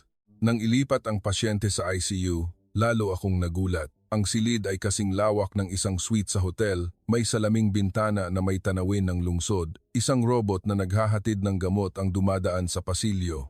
Isang 3D display screen ang nagpapakita ng puso ng pasyente na tumitibok sa real-time, 24/7 na AI monitoring. Isang nurse na nagsasalita ng Espanyol, isang Latin American na nag-aaral sa Maynila at nanatili sa Pilipinas para magtrabaho. Talagang nasamid ako. Hindi ito isang umuunlad na bansa tulad ng dati naming iniisip. Ito ay isang hinaharap na matagal nang itinigil ng Europa na pangarapin. 10 espesyalista mula sa cardiology, endocrinology, nutrition, rehabilitation, psychology at AI medicine ang pumasok sa silid. Hindi sila gumamit ng stethoscope, gumamit sila ng handheld ultrasound, mga tablet, genetic analysis software at VR para sa rehabilitation exercises. Lahat ng ito ay hindi ko pa nasaksihan sa Europa sa ganitong magkakasabay na paraan. Bumulong ako sa hari, kamahalan, nagkamali po tayo. Tumango siya. Sa unang pagkakataon, nakita kong nangingilid ang luha sa kanyang mga mata. Noong gabing iyon, sa Maynila, hindi lamang isang buhay ang nailigtas. Nailigtas din nito ang pananaw ng buong maharlikang pamilya ng Espanya. At nang magising ang pasyente at ngumiti sa akin, alam kong ito ang gabing ng tadhana ng patunayan ng Pilipinas sa mundo na hindi kailangan ng isang bansa ng likas na yaman para maging dakila, sapat na ang talino at pagkakawanggawa. Kinabukasan, pagsikat pa lamang ng araw sa Maynila, ang liwanag ay tumagos sa salaming bintana ng silid ng ospital, nag-iilaw sa maluwag at malinis na ICU, napakalinis na walang alikabok. Si Jose ay nakaupo, mamula-mula ang mukha, Isang tanawin na kung hindi mo makikita ng personal, hindi mo paniniwalaan na 6 na oras lamang ang nakalipas ay nakatakas siya sa kamatayan. Ang pangkat ng mga doktor ay tahimik na nag-aayos ng mga kagamitan. Isang nurse na Latin American na matatas magsalita ng Espanyol ay nakatayo sa tabi, nagsusulat ng mga datos. Isang robot na naghahatid ng gamot ang dumausdos sa pasilyo na parang isang maliit na anino, at sa sandaling iyon, pumasok ang hari ng Espanya. Hindi siya kasama ng isang seremonyal na delegasyon. Hindi siya may dalang anumang maharlikang gamit. Walang anumang simbolo ng kapangyarihan, maliban sa kanyang malalim at madilim na mga mata na dumaan sa isang mahabang gabi ng pag-iisip. Sumunod ako sa likuran, pinapanatili ang pamilyar na distansya ng isang guwardiya. Ngunit sa pagkakataong ito, hindi na ako tenso, tanging katahimikan at pasasalamat. Kumuha siya ng isang maliit na upuan, umupo sa tabi ni Jose. Ang kilos na iyon ay simple ngunit puno ng emosyon. Isang hari ng Europa na nakatayo sa harap ng daan-daang milyong tao ay umupo sa tabi ng kanyang tagapayo na parang isang kaibigan. Nagsalita siya ng napakahina. "Tinako mo ako." Tumawa ang matanda, paos ang boses, ngunit mayroon pa ring malakas na accent ng Espanyol. "Kamahalan, nabubuhay ako dahil sa bansang ito." Tumango ang hari, lumungkot ang kanyang mga mata. "Alam ko, nasaksihan ko ang lahat." Natahimik siya ng ilang segundo na parang naghahanap ng tamang mga salita. Pagkatapos ay sinabi niya ang isang bagay na nagpakirot sa aking puso. "Ako, isang hari ng Europa, ay minamaliit ang Pilipinas." Sa loob ng silid na iyon, walang huminga ng malakas. Ako, na nakatayo sa likuran, ay hindi sinasadyang yumuko. Nagpatuloy ang hari, bawat salita ay may bigat ng katotohanan. "Inakala natin na ang Pilipinas ay isang maliit lamang na bansa, malayo, hindi gaanong dapat pagtuunan ng pansin. Ganoon din ang iniisip ko noon. Ngunit sa nakalipas na 3 araw, nakita ko ang kanilang mga tao na nagtatrabaho ng walang tigil. Nakita ko ang mga bata na nagbabasa ng libro sa umaga, mga estudyante na nag-aaral ng programming para gumawa ng mga robot, mga inhinyero na nagpapatakbo ng isang teknolohikal na parke na mas moderno kaysa sa maraming lugar sa Europa. Nakita ko ang lungsod na ito na napakaligtas na. Ang mga babae ay naglalakad mag-isa sa gabi nang walang pag-aalala. Nakita ko ang kanilang serbisyo na mas mahusay kaysa sa anumang lugar na napuntahan ko na. Huminto siya. Ang kanyang mga mata ay nakatingin sa labas ng bintana kung saan ang sikat ng araw ay nagbibigay ng ginintuang kulay sa mga bubong ng mga gusali sa Maynila. At nakita ko ang sistema ng kalusugan ng Pilipinas na nagligtas sa buhay ng isang matalik kong kaibigan sa isang bilis, katumpakan at pagkakawanggawa na hindi ko pa nakita sa anumang sistema ng kalusugan sa Europa. Lumingon siya kay Jose. "Kailangan nating matuto sa kanila, Jose, kailangan nating matuto." Tumayo siya, marahang naglakad sa ICU, ang silid kung saan iniligtas ng mga Pilipino ang matandang lalaki na nakahiga doon. Sabi niya, "Ang 3 araw na ito ay nagturo sa akin ng isang aral na sa loob ng ilang dekada ng pamumuno ay walang nagturo sa akin. Naiintindihan ko na ang pag-unlad ay hindi nagmumula sa likas na yaman, hindi sa lawak ng lupain, hindi sa makasaysayang pamana o internasyonal na reputasyon. Ang pag-unlad ay nagmumula sa mga tao, at ginagawa iyon ng mga Pilipino ng mas mahusay kaysa sa sinumang nakilala ko." Nakatayo ako sa likuran, nasasakal na parang may humihigpit sa aking lalamunan. Sinamahan ko ang hari sa napakaraming internasyonal na kaganapan, malalaking forum at mga talumpati. Ngunit hindi ko pa siya narinig na magsalita ng may ganoong katapatan. Ito ay hindi mga salita ng isang hari. Ito ay mga salita ng isang lalaki na muling natututong tumingin sa mundo. Pumasok ang cardiologist, tumango, "Kamahalan, ang pasyente ay gumagaling ng mas mabilis kaysa sa inaasahan." Lumapit ang hari, inilagay ang kanyang kamay sa balikat ng propesor, isang bihirang kilos para sa kanya. "Nagpapasalamat ako sa inyo, hindi lamang dahil iniligtas ninyo siya," tumingin siya ng malalim sa mga mata ng propesor, "kundi dahil iniligtas din ninyo ang aming pananaw tungkol sa Pilipinas." Bahagyang yumuko ang propesor, mapagkumbaba ngunit puno ng pagmamalaki. "Ginawa lamang po namin kung ano ang dapat gawin ng isang Pilipinong manggagamot." Ang pangungusap na iyon ay nagpalingon sa akin ng isang sandali upang itago ang aking emosyon. Noong tanghaling iyon, ipinatawag ng hari ang buong delegasyon sa isang maliit na meeting room ng ospital. Walang seremonya, walang mga guwardiya sa magkabilang gilid, tanging isang pinuno na nakikipag-usap sa kanyang pinakamalapit na mga kasamahan. Ipinahayag niya, pagbalik sa Madrid, sisimulan ko ang reforma sa kalusugan. Gusto kong magtayo ng isang matalinong sistema ng emergency na katulad ng sa Pilipinas. Gusto kong i-apply ang kanilang komprehensibong paraan ng pangangalaga sa pasyente. Gusto kong maglagay ng AI technology sa mga ospital. Gusto kong itaas ang disiplina ng mga medical professionals.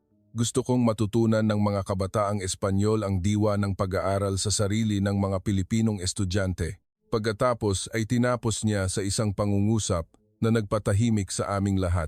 Ang Pilipinas ay nauna na sa atin sa maraming aspeto at tanging ang mga mayayabang lamang ang hindi aaminin iyon. Nang umalis ang lahat, lumapit ako sa bintana. Ang Maynila ay puno ng sikat ng araw. Ang daloy ng mga sasakyan sa ibaba ay abala ngunit maayos. Ang mga gusali ay sumasalamin sa sikat ng araw na nagniningning na parang mga pilak na espada na nakatayo ng tuwid. Bumulong ako sa aking sarili. Salamat, Pilipinas. Dahil binigyan ninyo ako, isang taong dating nag-aakalang naiintindihan na ang mundo ng pagkakataong mamulat, at dahil tinuruan ninyo ang isang buong monarkiya sa Europa ng isang aral tungkol sa pagpapakumbaba. Hindi ko pa kailanman nirespeto ang isang malayong bansa tulad ng ginawa ko sa sandaling iyon. Hindi na ito tungkol sa isang emergency case. Ito ay isang kwento tungkol sa isang kaliwanagan. Isang malakas na pagbabago sa pananaw na nag-udyok sa isang hari ng Europa na hayagang sabihin, ang Pilipinas ay karapat-dapat tularan ng buong mundo.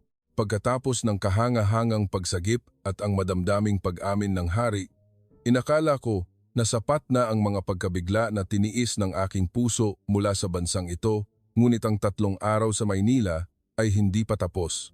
Sa halip, habang mas matagal kaming nanatili, mas nakita namin ang pagiging pambihira sa pinakasimpleng mga bagay, at ang mga tila maliliit na bagay na ito ang huling piraso na nag-udyok sa hari na gumawa ng isang desisyon na yumanig sa buong Europa pagkatapos niyang bumalik sa Madrid.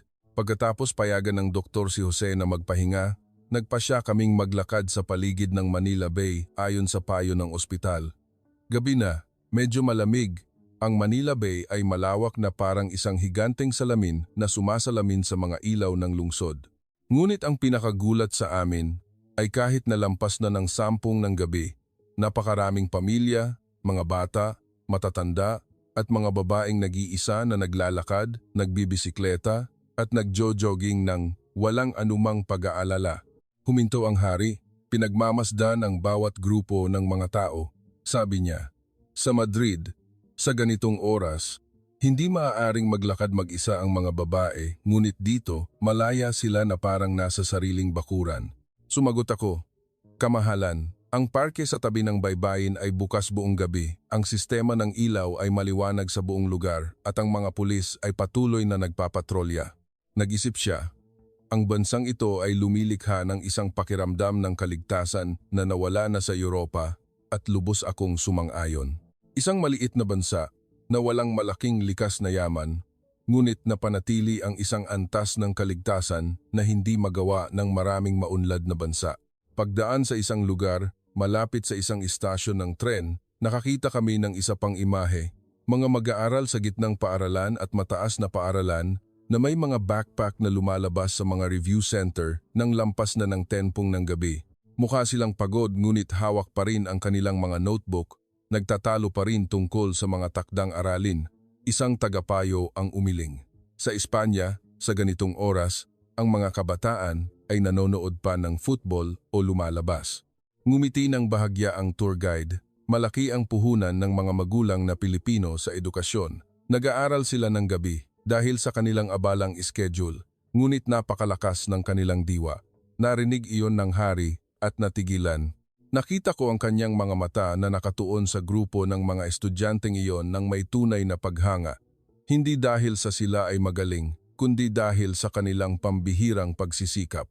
Sa pagpunta sa Intramuros, nakakita kami ng isang ganap na naiibang tanawin. Abala, masaya, maraming lahi, maraming kultura, ngunit hindi magulo tulad ng maraming mga tourist street sa Europa. Ang mga dayuhan at Pilipino ay komportableng nag-uusap, masayang kumakain, walang diskriminasyon, walang tinitingnan ng kakaiba. Isang maliit na Spanish restaurant ang nakakuha ng pansin ng hari. Pumasok kami at ang may-ari, isang Andalusian, ay unang nagulat dahil hindi niya inaasahan na makatagpo ng isang kababayan sa kanyang sariling restaurant sa gitna ng Maynila. Pagkatapos ng ilang pag-uusap, sinabi niya, "Nakatira na ako sa Pilipinas ng 10 taon. Madaling manirahan sa bansang ito, ligtas at mababait ang mga tao. Dito, hindi ko kailanman naramdaman na nag-iisa ako." Tinanong ng hari, "Saan nag-aaral ang iyong anak?" "Sa isang Pilipinong paaralan po. Napakagaling, maalaga at disiplinado ang mga guro." Lumingon sa akin ang reyna at bumulong, "Carlos, mukhang masaya talaga ang mga dayuhan dito." Hindi ko maipagkakaila. Maging ako, na naninirahan sa isang marangyang palasyo, ay nakaramdam ng isang kakaibang kapayapaan sa Maynila. Isang maliit ngunit maliwanag na tindahan, tuloy-tuloy ang pagpasok at paglabas ng mga customer. Mula sa mga mag-aaral, mga empleyado sa opisina, matatanda, hanggang sa mga dayuhan, ipinaliwanag ng tour guide, ang mga convenience store sa Pilipinas ay bukas buong gabi. Maaari kang magbayad ng mga bill, magpadala ng mga pakete, bumili ng pagkain, at kahit na mag-load ng iyong telepono. Tumawa ang hari kung gayon ito ay isang supermarket, isang bangko, at isang post office sa iisang lugar. Opo, ngumiti ang isang estudyante na nasa counter. Nagtatrabaho po ako sa night shift para kumita ng pera para sa aking matrikula. Nag-aaral sa umaga, nagtatrabaho sa gabi, sanay na po ako. Sinabi niya iyon ng magaan na parang isang natural na bagay. At kami, na naninirahan sa isang lipunan na sanay na sa kasaganaan, ay nasamid. Pagbalik sa hotel malapit na maghating gabi, ipinatawag ng hari ang isang pulong kasama ang lahat ng mga tagapayo. Wala nang pagod, wala nang pagkalito, wala nang pagkiling. Sa Royal Suite, na may tanawin ng walang katapusang ilaw ng Maynila, tumayo ang hari at sinabi, "Ang 3 araw na ito ay mas mahalaga kaysa sa 30 taon ng aking pamumuno." Tiningnan niya ang bawat isa. Ipinakita sa atin ng Pilipinas ang isang ganap na naiibang modelo ng pag-unlad, paglalagay ng edukasyon sa unahan, pagtatayo ng mga ligtas na lungsod, pamumuhunan sa mga tao, walang naiiwan, pagtrato sa mga bisita, ng may kabaitan, at paggawa ng lahat, ng may pag-iingat at pagkakawanggawa. Pagkatapos ay tinapos niya sa isang pangungusap na nagpatahimik sa buong silid. Kailangang magbago ng Espanya at ako ang magsisimula. Nakatayo ako sa likuran, nararamdaman ang buong buhay ko. 25 taon na paglilingkod sa maharlikang pamilya, nasasaksihan ang isang makasaysayang sandali. Kinabukasan, pag-alis ng delegasyon sa hotel, 12-12 ng mga tauhan ang nakapila at yumuko tulad ng sa unang araw. Walang labis na kilos, walang malay na mukha. Sinabi ng pinuno ng welcoming party sa Espanyol na may boses na puno ng pagmamalaki, naway maging ligtas ang inyong paglalakbay, kamahalan, at sana'y bumalik kayo sa Pilipinas sa isang opisyal na okasyon. Inilagay ng hari ang kanyang kamay sa dibdib, yumuko ng malalim, isang bihirang kilos para sa isang pinuno ng estado sa Europa. Sabi niya, "Tiyak." At sa susunod na pagbisita ko, hindi dahil sa isang insidente kundi dahil sa paggalang, nakatayo ako sa likuran, kumikirot ang aking ilong. Sa pamamagitan ng bintana ng eroplano, tumingin ako sa ibaba, paliparan ng NAIA kung saan nagsimula ang lahat. Ang mga hanay ng matataas na gusali ay umabot na parang isang gubat. Ang mga ilaw mula sa mga tulay ng San Juanico, Marcelo Fernan at Mactangent Mandaue. Ang ilog Pasig ay kumukurba na parang isang pulang seda. Ang Maynila ay nagniningning, mayabang at payapa. Naiintindihan ko na kahit na lumipad ng malayo ang eroplano, ang aral tungkol sa Pilipinas ay mananatili at susundan ng hari sa buong buhay niya. Ang 3 araw sa Maynila ay hindi 3 araw ng paglalakbay, ito ay 3 araw ng pagkamulat sa talino, pagkamulat sa edukasyon, pagkamulat sa medisina, pagkamulat sa mga tao, pagkamulat sa pagpapakumbaba. Isang monarkiya na dating namuno sa kalahati ng mundo, natutunan ang pinakamalaking aral mula sa isang maliit na bansa sa Timog Silangang Asya. Ngunit sa katotohanan, ang Pilipinas ay hindi maliit. Malaki ang Pilipinas sa paraang dapat igalang ng buong mundo. Noong hapong iyon, nang lumapag ang jet sa Madrid ng 3, daan-daang mga mamamahayag ang naghihintay na sa red carpet. Lahat ay tenso. Ang mga ilaw ng kamera ay kumikislap na parang mga bituin na nahuhulog mula sa langit. Walang nakakaalam kung ano talaga ang nangyari sa Pilipinas. Alam lamang na biglang nagbago ng iskediul ang maharlikang pamilya, isang tagapayo ang halos mamatay, at ang 3 araw sa Maynila ay naging sentro ng atensyon ng media. At higit sa lahat, humiling ang hari ng isang agarang press conference pagkalapag pa lamang, isang bagay na hindi normal. Ako, si Carlos, na nakatayo sa tabi ng hagdanan ng eroplano, ay nakita ang hari na lumabas ng may marahang lakad, ngunit mas matalas ang kanyang mga mata kaysa sa dati. Ito ay hindi mga mata ng isang taong dumaan sa isang insidente, ito ay mga mata ng isang taong nakaunawa ng isang malaking katotohanan sa buhay. Isang plaza na hindi pa kailanman naging ganito katahimik. Nang lumakad ang hari sa plataporma ng pananalita, ang buong malawak na plaza ay naging ganap na tahimik. Walang bulungan, walang pag-click ng mga kamera, walang paglakad. Para bang huminto sa paghinga ang buong Madrid. Isang reporter mula sa Reuters, "Kamahalan, may mga ulat na nakaranas kayo ng isang pambihirang bagay sa Pilipinas. Totoo po ba iyon?" Huminto ang hari. Tumingin ng diretso sa 12 ng mga kamera at sinabi ang isang pangungusap na yumanig sa Europa. "Tama. At nakatayo ako dito ngayon para ipahayag sa buong mundo na ang Pilipinas ay karapat-dapat tularan ng Europa." Ang tunog na iyon ay umalingaw-ngaw na parang isang malaking kampana. Agad na nagkagulo ang mga mamamahayag. Marami ang nag-akalang nagkamali sila ng dinig, ngunit hindi. Inulit ng hari ang bawat salita ng malinaw na parang isang kutsilyo. Tayo, ang Espanya at Europa, ay matagal nang minamaliit ang Pilipinas. Inilahad ng hari ang buong kwento ng walang pagtatago. Hindi tulad ng mga diplomatikong talumpati na puno ng mga formalidad, nagsalita ang hari ng may tunay na boses. Ang boses ng isang lalaki na namulat. Isinalaysay niya ang sandali ng emergency landing, ang mga Pilipinong tauhan na nagsasalita ng perpektong Espanyol ng Madrid, ang hindi kapani-paniwalang serbisyong VIP, ang infrastruktura ng Maynila na higit pa sa maraming lungsod sa Europa, ang bookstore na puno ng mga nagbabasa, ang mga Pilipinong estudyante na gumagawa ng mga robot sa pamamagitan lamang ng diwa ng pag-aaral sa sarili, ang sistema ng kalusugan na nagligtas ng isang buhay, ang kabaitan ng mga Pilipino. Pagkatapos ay huminto siya ng ilang segundo, hindi dahil sa pagod kundi para pigilan ang kanyang emosyon. Sabi niya, "Sa loob ng 3 araw sa Maynila, nakita ko ang hinaharap na hindi sinasadyang pinalampas ng Europa." Ang mga tanong ng mga mamamahayag na nagpatahimik sa buong plaza. Isang reporter ang tumayo, bahagyang nanginginig ang boses. "Kamahalan, talagang ganoon ba kaunlad ang Pilipinas?" Marami sa Europa ang nag-aakala pa rin na ang Pilipinas ay isang umuunlad na bansa lamang. Tiningnan ng hari ang reporter na iyon ng may matatag na mga mata. "Pumunta ka sa Maynila, kung hindi mo makikita ng personal, walang maniniwala." Pagkatapos ay sinabi niya ang isang pangungusap na halos magpaiyak sa akin. "Nakita ko ang isang sibilisado, moderno, makatao, at mas malakas na Pilipinas kaysa sa ating iniisip." Desisyon ng reforma mula sa isang hari na nakaranas ng isang himala. Itinaas ng hari ang kanyang kamay at hinigpitan ang mikropono. "Bukas na bukas, makikipagtulungan ako sa kagawaran ng kalusugan para simulan ang isang makasaysayang reforma.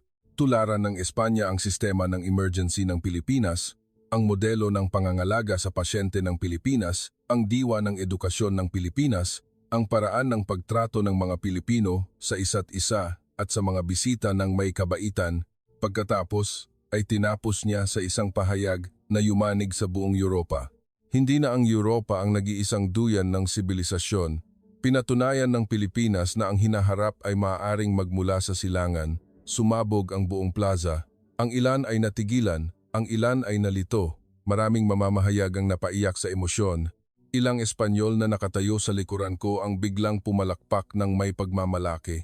Hindi dahil sa sila ay nakahihigit, kundi dahil sa mapagkumbaba nilang tinanggap ang katotohanan.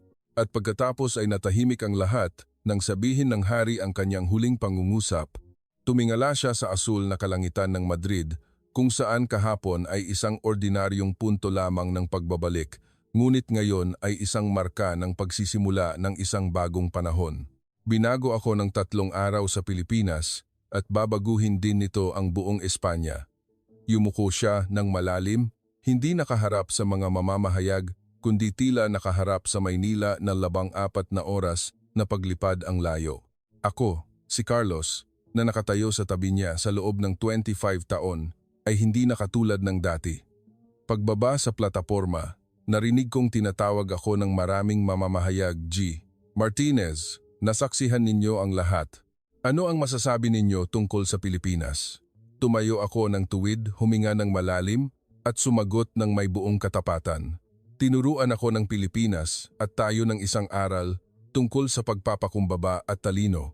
Hindi ko kailanman malilimutan ang 3 araw na iyon. At iyon ang unang pagkakataon sa aking buhay na sinabi ko ang isang bagay mula sa kaibuturan ng aking puso sa harap ng daan-daang mga kamera. Ang press conference noong araw na iyon ay hindi lamang isang balita, ito ay isang pag-amin ng isang hari, ang pagkamulat ng isang buong bansa.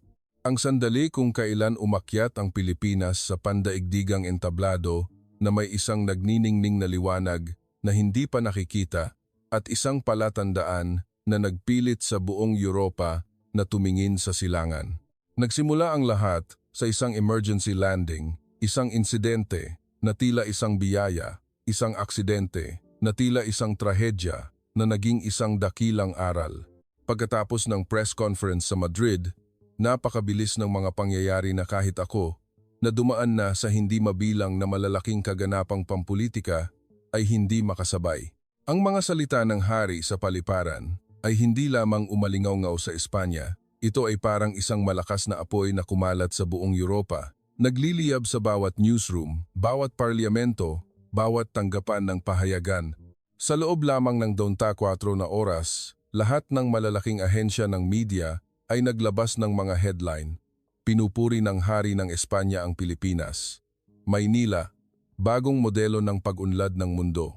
Ang himala sa medisina ng Pilipinas ay nagpapaisip sa Europa, matagal na nating minamaliit ang Pilipinas. Walang tigil ang talakayan sa mga talk show sa gabi, sabi ng isang German analyst. Lagi nating tinitingnan ang Pilipinas sa pamamagitan ng mga mata ng 20 taon na ang nakalipas, ngunit tila mas malayo na ang kanilang narating kaysa sa ating inaasahan. Huminga ng malalim ang isang French commentator. Natutulog ang Europa at ang Pilipinas ay matagal ng gising. Pinanood ko ang mga balitang iyon sa telebisyon, nagulat at ipinagmamalaki para sa Pilipinas. Ang bansang ilang araw lamang ang nakalipas ay wala akong alam. Ang balita tungkol sa kahanga-hangang pagsagip sa Maynila ay mabilis na kumalat sa mga pinuno ng Estado. Tinawagan ng punong ministro ng Italia ang embahador ng Italia sa Maynila para kumpirmahin. Hiniling ng Pangulo ng Portugal sa Kagawaran ng Kalusugan na gumawa ng isang kumpletong ulat. Diretsong sinabi ng Ministro ng Kalusugan ng Pransya sa telebisyon, kailangan nating suriin muli ang ating sistema ng emergency. Mukhang isang hakbang na nauuna sa atin ng Pilipinas. Hindi ko pa narinig ang ganoong mga salita mula sa isang Pranses na ministro, isang bansang kilala sa pagiging mayabang, ngunit ang pinakagulat ay nagmula sa Ministro ng Edukasyon ng Netherlands. Ang interesado sa akin ay hindi lamang ang sistema ng kalusugan ng Pilipinas, kundi ang diwa ng pag-aaral ng mga kabataang Pilipino. Tama sila, maaring hindi malawak ang Pilipinas, hindi mayaman sa likas na yaman, walang siglong kasaysayan ng ekonomiya, ngunit mayroon silang isang bagay na nawala na sa maraming bansa, ang diwa ng pag-aaral sa sarili at ang determinasyong umangat. 2 linggo pagkatapos ng press conference, nagkaroon ng espesyal na session ang gobyerno ng Espanya. Dumalo ako bilang commander ng guwardiya na naroroon sa buong 3 araw ng himala. Sa meeting room, seryoso ngunit puno ng pag-asa ang kapaligiran. Nagsimula ang hari. Nagsalita na tayo, ngayon ay oras na para kumilos. Agad na ipinakita ng punong ministro ng Espanya ang isang komprehensibong plano ng kooperasyon sa Pilipinas, kabilang ang kooperasyon sa kalusugan, pagtatayo ng isang mabilis na modelo ng emergency tulad ng sa Pilipinas, kooperasyon sa edukasyon, pagsubok sa kurikulum ng STEM ng Pilipinas, kooperasyon sa teknolohiya, pagpapalitan ng mga inhinyero, pag-unlad ng robot at AI, kooperasyon sa seguridad sa lungsod, pag-aaral sa modelo ng ligtas na lungsod ng Maynila, kooperasyon sa turismo at kultura, pagtataguyod ng 200 na pagpapalitan. Tiningnan ko ang plano at nanginig, hindi dahil sa ito ay malaki, kundi dahil sa ito ay taos-puso. Talagang gustong matuto ng Espanya, hindi para sa palabas lamang, kundi dahil alam nilang magagawa ito ng Pilipinas. Hindi nagtagal, sunod-sunod na mga delegasyon ang lumipad patungong Pilipinas. Ang delegasyon ng kalusugan ay nagsuri sa Makati Medical Center. Ang delegasyon ng mga inhinyero ay bumisita sa Ayala Techno Hub. Ang delegasyon ng edukasyon ay bumisita sa mga espesyal na paaralan. Ang delegasyon ng pamamahala sa lungsod ay nag-aral sa matalinong sistema ng trapiko. Nakatanggap ako ng isang text message mula sa isang Espanyol na doktor. Carlos, nakatayo kami sa isang ICU sa Pilipinas at parang nasa isang ospital sa hinaharap. Sumulat ang isang professor mula sa Universidad ng Barcelona. Nakipag-usap kami sa mga Pilipinong estudyante. Talagang magagaling sila at may malinaw na mga pangarap. Ibinahagi ng isang eksperto sa seguridad. Mas ligtas ang Maynila sa gabi kaysa sa maraming lungsod sa Europa. Dapat itong seryosong pag-aralan, bahagya akong napatawa. Binago ng 3 araw ang pananaw ng isang buong kaharian, ngunit tila binabago rin nito ang pananaw ng buong Europa. Opisyal na ipinahayag ng gobyerno ng Espanya na ang Pilipinas ang magiging bagong estratehikong kasosyo ng Espanya sa mga larangan ng kalusugan, edukasyon, teknolohiya at seguridad. Sa telebisyon ng Espanya, sinabi ng hari sa buong bansa, pinatunayan sa atin ng Pilipinas na ang isang bansang hindi kailangang mayaman sa likas na yaman ay maaari pa ring maging malakas sa pamamagitan ng talino at disiplina. Tinapos niya, kailangan nating magpakumbaba at matuto. Ang 3 salitang magpakumbaba at matuto ay nagpaantig sa mga Espanyol dahil alam nilang sinasabi niya lamang ang mga bagay na mula sa kanyang puso. Sa mga coffee shop sa Madrid, Barcelona, Seville, narinig kong nag-uusap ang mga tao. Gusto kong pumunta sa Maynila para makita kung ano ang lungsod na iyon. Narinig ko na may mga delivery robot ang Pilipinas. Napakamoderno. Napakabilis magligtas ng buhay ng mga ospital sa Pilipinas. Sabi ko gusto kong mag-aral ng Filipino o manirahan doon ng ilang taon. Hindi na ito pag-usisa. Ito ay tunay na paghanga. Mula sa isang emergency landing, biglang sumikat ang Pilipinas bilang isang bagong simbolo ng Asya. Isang mapagkumbabang bansa, ngunit may isang nakakagulat na malakas na panloob na lakas. Inakala ng Europa na sila ang sentro ng sibilisasyon, ngunit ngayon ay napilitan silang tumingin sa Pilipinas, hindi nang may awa, kundi nang may paggalang. At nagsimula ang lahat sa isang jet na nagkaproblema sa kalangitan ng Timog Silangang Asya. Isang maliit na insidente na nagbunyag ng isang malaking katotohanan. Handa nang umakyat ang Pilipinas sa pandaigdigang entablado, hindi maingay, hindi nagyayabang, sa pamamagitan lamang ng talino, kabaitan, at walang kapagurang pagtitiyaga. Habang isinusulat ko ang mga huling linyang ito, ako, si Carlos Martinez, ay nakabalik na sa Espanya ng mahigit 3 buwan. Ngunit tuwing gabi, kapag tumitingin ako sa labas ng balkonahe ng aking apartment sa Madrid, parang nakatayo pa rin ako sa ika-6 mapalapag ng isang hotel sa Maynila, tinitingnan ang walang tulog na karagatan ng ilaw ng lungsod na iyon.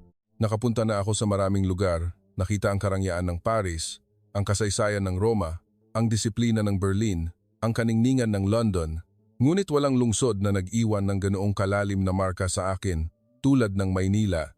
Walang lugar na nagpabago sa aking pananaw sa mundo. Nang napakabilis, ako, isang guwardiya na nabuhay ng kalahating buhay sa isang palasyo. Walang lugar na nagparamdam sa akin ng paggalang, mula sa kaibuturan ng aking puso sa loob lamang ng 3 maikling araw. At ngayon, gusto kong sabihin ang aking huling salita para sa bansang nagturo sa akin ng isang napakahalagang aral, walang pagsisikap na walang kabuluhan, at mas naiintindihan ito ng mga Pilipino kaysa sa sinuman. Nakita ko ang mga batang nag-aaral hanggang gabi, mga estudyanteng nag-aaral ng programming sa sarili, gumagawa ng mga robot mula sa kanilang mga kamay. Ang mga tauhan ng hotel na nagtatrabaho ng may dedikasyon sa bawat maliit na detalye.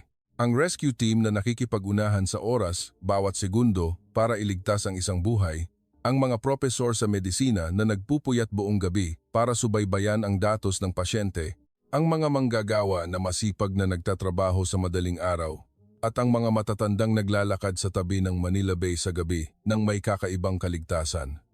Isang lungsod na gumagana na parang isang sopistikadong makina, walang pagyayabang, hindi humihingi ng atensyon.